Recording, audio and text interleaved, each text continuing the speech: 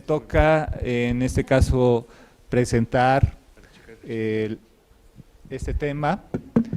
Yo estoy planteando el aprendizaje complejo. Hice una ligera corrección en relación al título original y le quité la palabra innovativa, porque esas palabras luego suelen ser un poquito presuntuosas.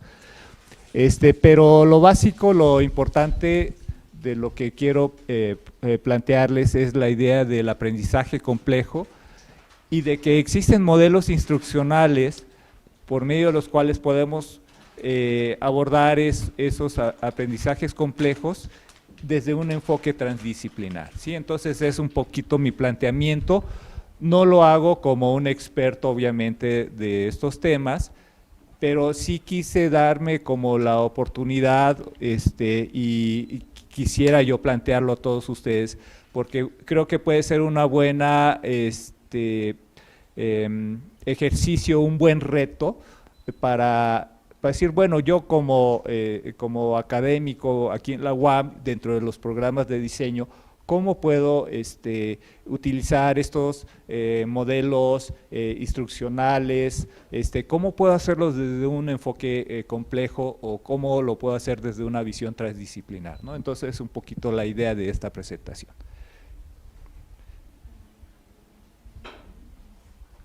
Bien, entonces quise empezar con esta imagen de un fotógrafo francés que maneja una corriente que se llama hiperfotografía. No sé si ustedes están, veo que sí hay gente familiarizada con esta.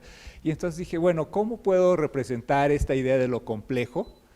Hay tantas imágenes hoy en día que hay como una sobresaturación de imágenes y quise presentarlo o representarlo con esta imagen que es esta idea de la hiperfotografía, en la cual son imágenes de 200, 300 megas o más, y en los cuales tú te vas acercando a través de la pantalla y te vas acercando al detalle y la imagen nunca se pixelea porque tiene una súper resolución, por un lado, por la parte técnica. Pero por el otro lado, estas son imágenes tan complejas, son unas construcciones increíbles, ¿no? El tema en particular de esta fotografía, es decir, es una fotografía, no es una pintura, es una serie que se llama Babel, ¿sí? Entonces el nombre mismo nos dice de qué se trata. El caos y lo complejo. Bien, entonces una primera pregunta que valdría hacernos es ¿por qué el aprendizaje complejo, ¿no? Entonces todos estamos familiarizados, hemos escuchado sobre este tema o sobre este término, pero hay tres dimensiones en las cuales creo que cabe muy bien el término complejo. En primer lugar, estamos hablando de ámbitos universitarios, ¿sí? Que en una escala educativa reúne el nivel más alto de la complejidad, y estamos hablando además del diseño, que es una actividad que es compleja por naturaleza, y estamos hablando de la educación, ¿sí? Que también es compleja por naturaleza porque tiene diferentes orígenes, diferentes áreas sobre las cuales enfocar el tema, ¿sí? Entonces, ¿por qué aprendizaje complejo? Porque es representativo de la educación universitaria, ¿sí? Tenemos jóvenes adultos aprendiendo de por vida, ¿sí? En este esquema de la sociedad del conocimiento, pero además se maneja un dominio que se caracteriza por diversidad de conocimientos, una extensa diversidad de conocimientos, habilidades teóricas, metodológicas, técnicas, contextuales, éticas e integrativas, ¿sí? Aquí podemos darnos cuenta de qué tan complejo es nuestro trabajo o nuestra labor. Y además en este aprendizaje se integran conocimientos, habilidades y actitudes de naturaleza general, ¿sí? Como leer, escribir, calcular, etcétera, pero además habilidades de contenido específico, como por ejemplo escribir un artículo científico o un artículo de vinculación, un artículo a nivel universitario, o desarrollar un diseño, ¿sí? Entonces, habilidades ya más específicas, ¿sí? Que no estamos además hablando a un nivel básico, sino tiene que haber un nivel de competencia, ¿sí? O sea, un nivel de un cierto rigor, de una cierta calidad en el trabajo. Por último, y esto luego no se habla mucho, es la posibilidad de transferencia de lo aprendido. En algunos momentos del aula al ambiente cotidiano de trabajo, o a la vida misma, o es decir, a otros escenarios y situaciones de la vida cotidiana, pero es algo que no pensamos, ¿no? Cómo nuestros alumnos en un momento dado tienen que transferir esos conocimientos. No aprendemos conocimientos y habilidades per se, sino para resolver una problemática de la vida real, ¿sí? Eso, estando en la academia, de repente se nos olvida un poco y nos vamos a la adquisición del conocimiento cuando hay siempre un objetivo, una finalidad para obtener ese conocimiento, ¿sí? Tenemos que ser prácticos en ese sentido. Hablábamos de la educación compleja a nivel universitario. Bueno, entremos un poquito, ¿cuál podría ser ese perfil de egresado de un estudiante universitario, ¿sí? Egresado de una institución de educación superior, desde la perspectiva del aprendizaje complejo y la sociedad del conocimiento? Por ejemplo, capacidad de comprender a profundidad el corpus de conocimiento de la actividad profesional, ¿sí? Entonces, tenemos que, nuestros alumnos tienen que conocer el cuerpo de conocimiento de la disciplina o de ciertas áreas de conocimiento, ciertas carreras, pero además a profundidad, ¿sí? No estamos hablando a un nivel universitario de conocimientos básicos. Se deben dominar habilidades generales y específicas, suaves y técnicas de la profesión, y además tener habilidades para su desarrollo personal. Conocer estrategias eficientes de análisis de problemas y construcción de soluciones, es decir, el egresado universitario debe poder realizar análisis y conocer o tener las técnicas, las habilidades suficientes y eficientes, y además poder construir soluciones, ¿sí? O sea, no basta con hacer los análisis, sino se debe poder proponer soluciones con habilidades para transformar lo establecido, ¿sí? O sea, estamos hablando a este nivel de que nuestro trabajo incide en la realidad cotidiana. El alumno el egresado más bien debe tener la capacidad de razonamiento fundamentado y ser capaz de hacer un trabajo esforzado, ¿sí? Cuando estamos hablando de profesionales, hablamos de un trabajo ya con una cierta dedicación, motivación, expectativas y atribuciones positivas hacia sí mismo y su trabajo. Por ejemplo, nuestros alumnos universitarios, un problema que tienen muy marcado es su percepción de sí mismos, ¿no? Que muchas veces no es una percepción positiva, ¿no? Capaz de autorregularse, esto también es algo que yo he notado que en mis alumnos hay esa carencia de que en teoría deberían tener esa capacidad de autorregulación, de autoconocimiento, decir, bueno, ¿qué me falta? ¿Qué necesito yo desarrollar? ¿Qué habilidades, qué estrategias de aprendizaje, etcétera? Pero muchas veces no son capaces de hacerlo. Y por último, ser consciente, es decir, la metacognición. ¿Cómo el alumno aprende? ¿Sí? Y además de que debe darse cuenta de su responsabilidad en seguir aprendiendo, ¿no?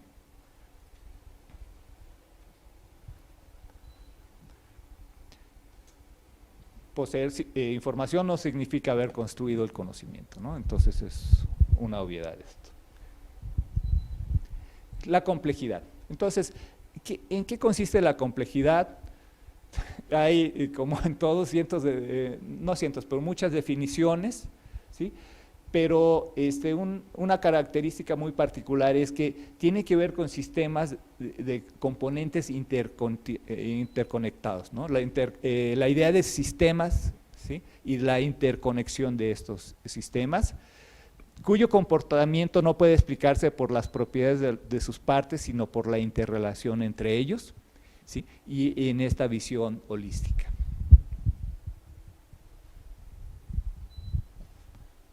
Parte del problema de la complejidad es que vivimos en un universo plural, ¿sí?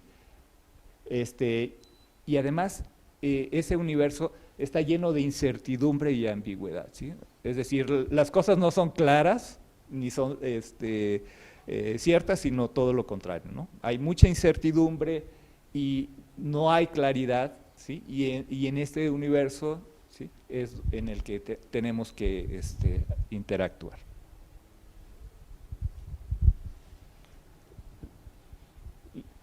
Repito, existe una multidimensionalidad, una complejidad, ¿sí? Y el diseño es multidimensional y complejo. ¿Sí? Respecto al método, un enfoque transdisciplinar habla de que no es un enfoque rígido ni definido de antemano, sino que el método surge de la investigación. Es decir, esta idea de que dependiendo de las circunstancias, nosotros vamos determinando qué método vamos a utilizar que sea el más adecuado, ¿no? Por ejemplo, el método científico, la forma de abordarla es eminentemente empírica y con un enfoque en el cual las cosas se pueden medir y comprobar, ¿sí?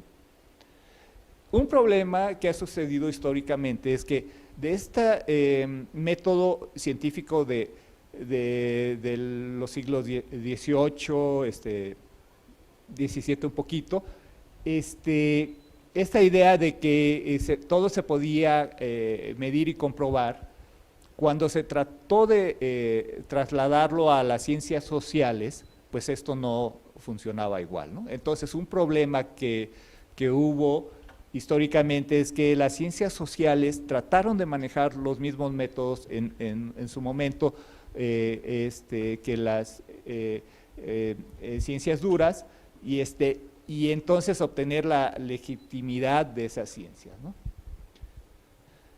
Pero el problema de esto es que el paradigma científico tradicional tiene una visión dualista, objeto-sujeto, es decir, hay una separación y además esa separación está planteada desde una visión estática del mundo, ¿sí? Entonces, parte del problema de la complejidad es que si queremos abordar, entenderlo, conocerlo y resolver sus problemas, lo queremos hacer desde una visión estática cuando el mundo es dinámico, ¿sí? Entonces, surgen las ciencias del caos y la complejidad y nos damos cuenta que las experiencias, los fenómenos son dinámicos y entonces el enfoque cambia hacia el proceso, ¿sí? Se orientan hacia el proceso y bajo este paradigma, por ejemplo, el tiempo, la historia y el proceso juegan un rol fundamental, ¿sí? Entonces, esto nos implica las variables se van ubicando en estos elementos. Bueno, las preguntas, ¿no? ¿Qué conocemos? ¿Cómo conocemos? Pero sobre todo, ¿cómo organizamos nuestro conocimiento? ¿Sí? Entonces, esta es la pregunta importante desde un enfoque de la complejidad, ¿no? ¿Cómo cómo organizar el conocimiento para enfrentar la complejidad del mundo actual? ¿Sí? Entonces, pues, en la actual crisis, en todos los sentidos, pero en el mismo conocimiento nos damos cuenta que hay limitaciones, entonces necesitamos una nueva forma de pensar, una nueva forma de investigar, de aproximarnos al conocimiento, y eso es importante, que esté enfocada a aplicaciones prácticas, ¿sí? Esto es muy característico de lo transdisciplinar también, innovativa y que origine una multiplicidad de disciplinas y multidimensional. Bueno, ¿por qué la transdisciplina?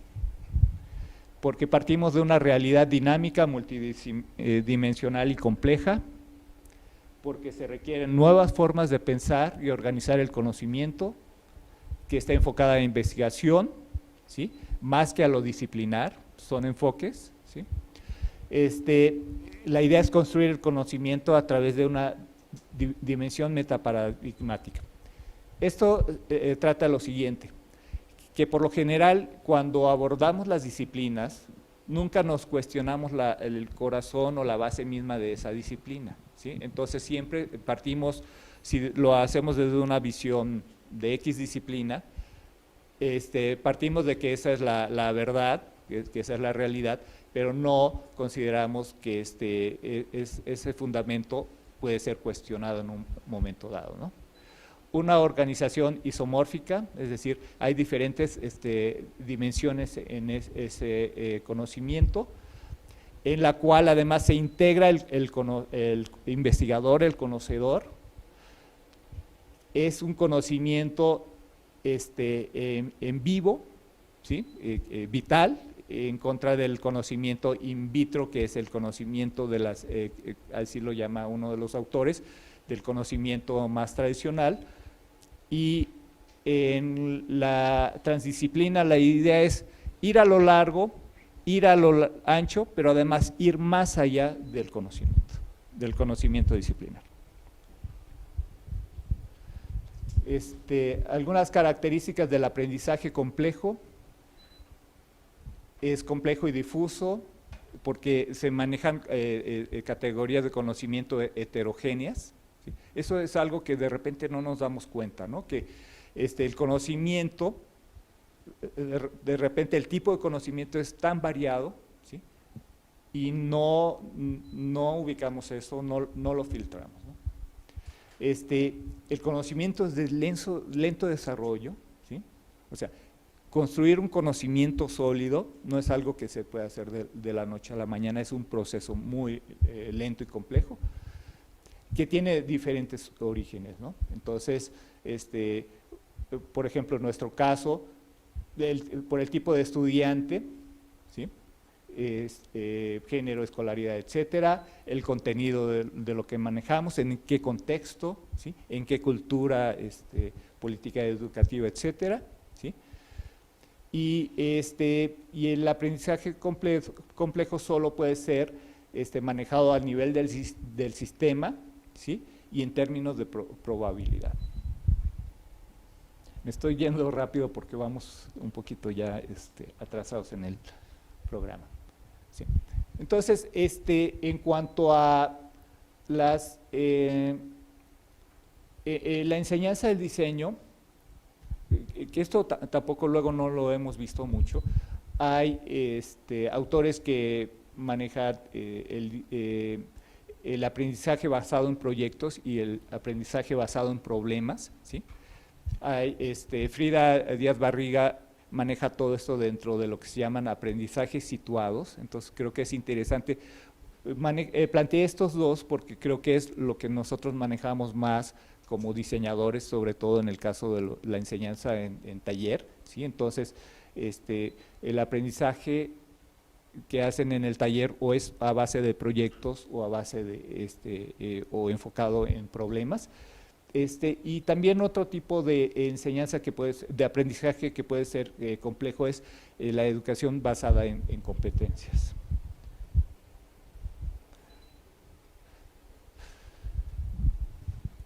En cuanto a competencias, bueno, una competencia es saber hacer algo bien en una situación determinada, esa es una definición muy básica, ¿sí? Bueno, ¿qué es una competencia? Es que en una situación determinada tú haces algo bien, ¿sí?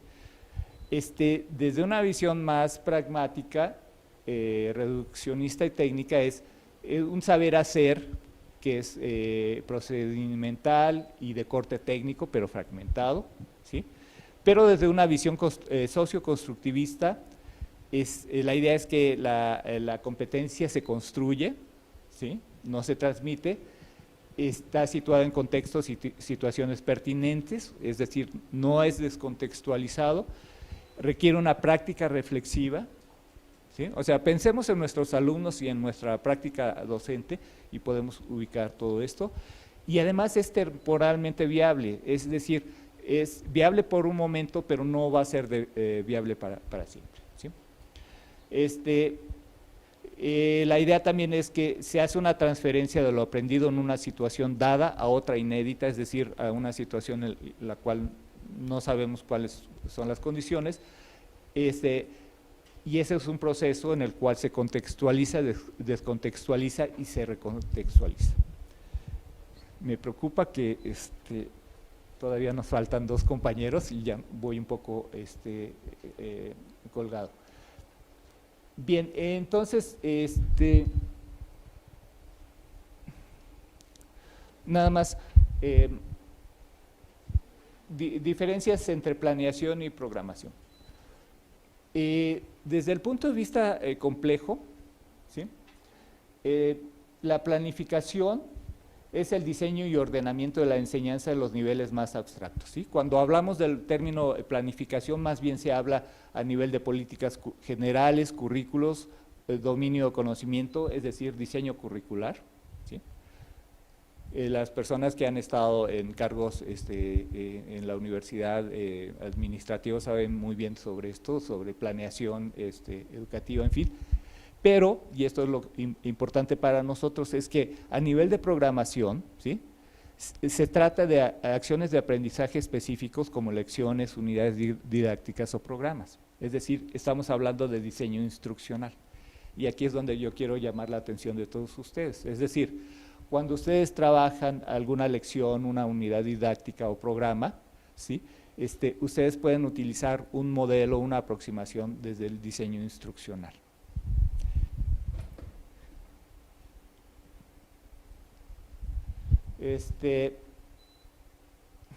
Se trata de proveer instrucción a través del análisis de las necesidades de aprendizaje y el desarrollo sistemático de experiencias de aprendizaje, ¿sí? Es decir, hay todo un método ahí, todo un proceso muy constante. Y el diseño instruccional está muy enfocado hacia el manejo de la tecnología, ¿sí? Y el multimedia como herramientas, ¿sí? Está de hecho, muy asociado a esto. Cuando se habla de diseño instruccional se piensa sobre todo en esto, ¿no? Cómo utilizar la tecnología y el multimedia para incrementar la instrucción, ¿sí? Y además se caracteriza por estar centrado en el alumno, orientado en objetivos y se buscan desempeños específicos, ¿no?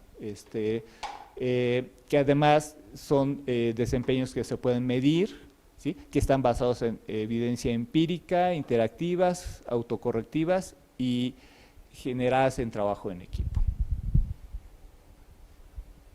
Bueno, nada más les voy a mencionar estos, tenía toda la descripción, pero no quiero abusar y dejarles a los compañeros que siguen poco tiempo, pero en el artículo voy a desarrollar más en detalle estos 4 modelos que son el ADI, el Assure, la piedra en el estanque y los 4 componentes. ¿Sí? Entonces, bueno, son básicamente modelos que se desarrollaron para, por ejemplo, capacitación, para programas de entrenamiento. Por ejemplo, el ADI se desarrolló para programas de entrenamiento para el ejército de Estados Unidos, ¿sí? Lo que quiero llamar la atención es cómo tienen un proceso metodológico, ¿no? Entonces, por ejemplo, el ADI se llama por el acrónimo de analizar, diseñar, desarrollar, implementar y evaluar. ¿Sí? Bueno, este es otro modelo, ¿sí? Que tiene también sus pasos. ¿Sí? De la piedra en el estanque me parece muy interesante y que luego es muy citado porque esa ha dado origen a otros modelos ya más actuales, en el cual la idea es como tú tienes una piedra y la arrojas a un estanque, y entonces esa acción provoca una serie de ondas, ¿sí? Y entonces la idea es que esa piedra es un problema original, ¿sí? Y las ondas son problemas subsecuentes, ¿sí? Y entonces la idea es que se inicia todo el proceso arrojando esa piedra al estanque, y todo lo demás es el proceso en consecuencia de esa primera acción.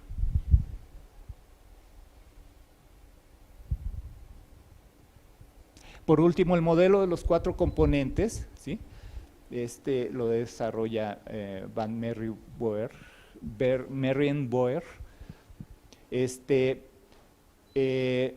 Repito, por ejemplo, específicamente está enfocado al aprendizaje complejo, ¿sí? Y algo que me pareció muy interesante es que los 4 componentes son tareas de aprendizaje, información de apoyo, información procedimental y práctica, ¿sí? Entonces es un modelo muy práctico, no sé si decir fácil de implementar, pero que no entra luego en los rollos de las diferentes fases y demás, que luego pueden ser demasiado complicados para llevar a cabo.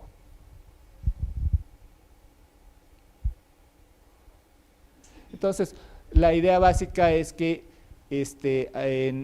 como resultado del aprendizaje complejo, se trata de construir conocimiento de la mejor calidad y mediante métodos rigurosos, ¿sí? Entonces, cuando hablamos de aprendizaje complejo a nivel universitario, pues estamos hablando de calidad, ¿sí? Calidad en el conocimiento y además métodos rigurosos, ¿sí?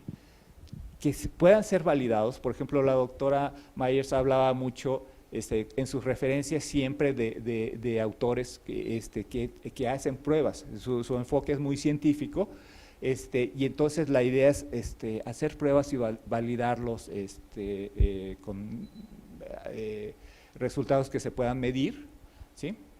Que se puedan adaptar. En este caso, el aprendizaje complejo, la idea es que se puedan adaptar a situaciones imprevisibles, y sobre todo en el ámbito laboral, ¿sí? Y formar competencias, ¿sí? Fíjense, cognitivas, laborales, de una manera continua, autorreguladas. Repito, esa es una idea que luego no nos queda muy claro, no enfatizamos en nuestros alumnos, que su proceso, ellos deben ser capaces de autorregular ese proceso de aprendizaje, y además que les quede claro que es a lo largo de toda la vida, ¿sí? Y por último, comunicarlos apropiadamente.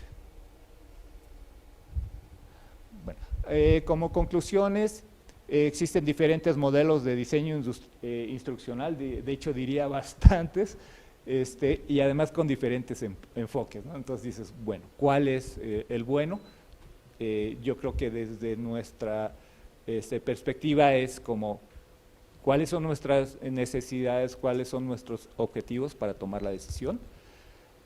Los problemas en la enseñanza de diseño a nivel universitario son multidimensionales y complejos, ¿sí? Esto suena a veces muy obvio, pero no lo pensamos muchas veces, ¿no? Es decir, lo que estamos enseñando, qué tan complejo es, o qué diferentes niveles o qué heterogeneidad puede tener, ¿no? El conocimiento es vivo, ¿sí? Y por lo tanto dinámico. Cada problema requiere su propio método, pero es importante poder resolverlos enfatizando el proceso y no la disciplina, trabajar colaborativamente y poder ir más allá de nuestro conocimiento disciplinario, buscar soluciones integradoras para resolver problemas prácticos, y por último, utilizar los modelos de diseño instruccional para tanto nuestra labor docente como de investigación, y si es posible con un enfoque transdisciplinar. Yo sé que esta parte de la transdisciplina requeriría como más discusión, o sea, esto por cuestiones de tiempo lo estoy dando de una manera muy abreviada, pero repito, la idea es, esta es como mi piedra en el estanque, ¿no? Es una provocación que yo esperaría que podamos a partir de esto generar discusión y tal vez trabajo colaborativo. Bien, creo que